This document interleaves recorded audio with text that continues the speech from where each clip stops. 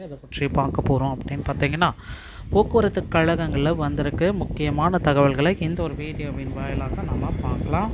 மக்களை நீங்கள் நம்முடைய சேனலை முதல் முறையாக பார்க்குறீங்க அப்படின்னா மறக்காமல் ஒரு சப்ஸ்கிரைப் பெல்லில் கிளிக் பண்ணி வச்சுக்கோங்க. வாங்க வீடியோக்குள்ளே போகலாம். தமிழக அரசு போக்குவரத்து கழகங்களில் கூடுதல் கட்டணம் வசூலித்த 17 தனியார் பேருந்துகளுக்கு நோட்டீஸ் அரசு தரப்புலேருந்து நோட்டீஸ் வழங்கப்பட்டிருக்கு. என்ன அப்படின்றத இந்த வீடியோவின் வாயிலாக நம்ம பார்க்கலாங்க.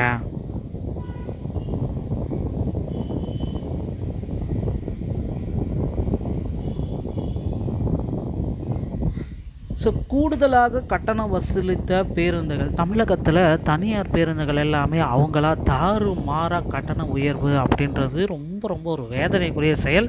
அதுவும் போக்குவரத்து துறை அமைச்சர் இருக்கக்கூடிய சேலம் மாவட்டத்தில் தனியார் பேருந்துகள் போட்டி போட்டுட்டு கட்டணத்தை மக்களிடமிருந்து கொள்ளையடிச்சிட்ருக்காங்க.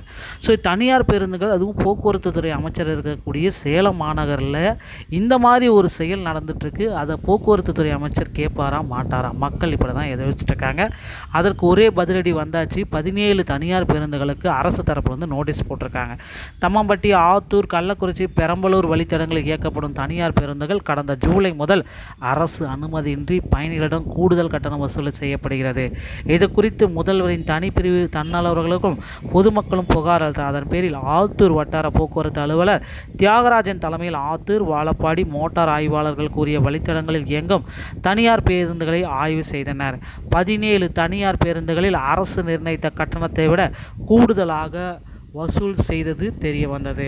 இது குறித்து வட்டார போக்குவரத்து அலுவலர் தியாகராஜன் கூறியது, முதல்வர் தனிப்பிரிவுக்கு வந்த புகார் மீது சிறப்பு கவனம் செலுத்தி ஆய்வு செய்யப்பட்டது. அதில் கூடுதல் கட்டணம் வசூலித்த 17 தனியார் பேருந்துகளுக்கு நோட்டீஸ் அளிக்கப்பட்டு அதன் சுற்றறிக்கை விவரங்கள் சேலம் மாவட்ட ஆட்சியருக்கு அனுப்பி வைக்கப்பட்டுள்ளன. மேலும் கூடுதல் கட்டணம் வசூலிக்க கூடாது என எச்சரிக்கை விடப்பட்டுள்ளது. பின்னாடி வெளியாகும் கருத்துக்களுக்கு அவற்றை பதிவிடுவதோ முழு பொறுப்பு அப்படின்ற மாதிரி சில தகவல்கள் நமக்கு வெளியாயிருக்கு. இதுதான் நமக்கு பார்த்தீங்கன்னா கிடைக்கப்பட்ட அந்த தகவல். 17 பேருந்துகளுக்கு நோட்டீஸ் அமைச்சிருக்காங்க. கூடுதலாக கட்டணம் வசூலிச்சிங்க அப்படின்னா முக்கியமாக உரிமமே ரத்தாகிறதுக்கு வாய்ப்புகள் அதிகமாக இருக்குது. அதனால் பேருந்துடைய ஓட்டுநர்கள் மற்றும் டிரைவர்கள் பார்த்திங்கன்னா நம்ம வாக்குவாதமே தேவையில்லை. ஏன்னா அவங்க சொல்கிறத உரிமையாளர்கள் சொல்கிறத அவங்க செய்கிறாங்க. இருந்தாலும் இந்த மாதிரி ஒரு நடந்திருக்கிறது ஒரு வேதனைக்குரிய செயல் தான். மக்கள் இதில் நேரடியாக பாதிக்கப்படுகிறார்கள். மிகப்பெரிய அளவுக்கு கல்லா கட்டியிருந்தாங்க இந்த டைமில். இதுதான் டைமு அப்படின்ட்டு தனியார் பேருந்துகள் கல்லா கட்ட ஆரம்பிச்சிட்டாங்க. ஆனால் அரசு பார்த்திங்கன்னா தாவேக அரசு இதை உடனடியாக கண்டிச்சிருக்கு அப்படின்றது ஒரு பெருமை தக்கக்கூடிய விஷயங்க. அடுத்து போக்குவரத்து கழகத்தில் நீங்கள் எல்லாருமே எதிர்பார்த்த அந்த ஒரு அறிவிப்பு அப்படின்னு பார்க்குறப்ப டிரைவர் கண்டக்டர் பணியிடங்களை நிரப்புறதுக்கு உண்டான ஒரு மாபெரும் அறிவிப்பை போக்குவரத்து கழகத்திலேருந்து போக்குவரத்துறை அமைச்சர் பார்த்திபன் அவர்கள் விரைவில் வழங்க இருக்காரு. தமிழகத்தில் போக்குவரத்து கழகத்தில் 3000 பேருந்துகள் இபி பேருந்துகளும் 1000 பேருந்துகள் ஏசி பேருந்துகளும் கொள்முதல் செய்யப்பட்டிருக்கு. இதற்கு ஓட்டுநர்கள் மற்றும் நடத்துனர்களை எடுக்கும் விதமாக புதிய அறிவிப்பை போக்குவரத்து துறை அமைச்சர் விரைவில் வெளியிடக்காருங்க.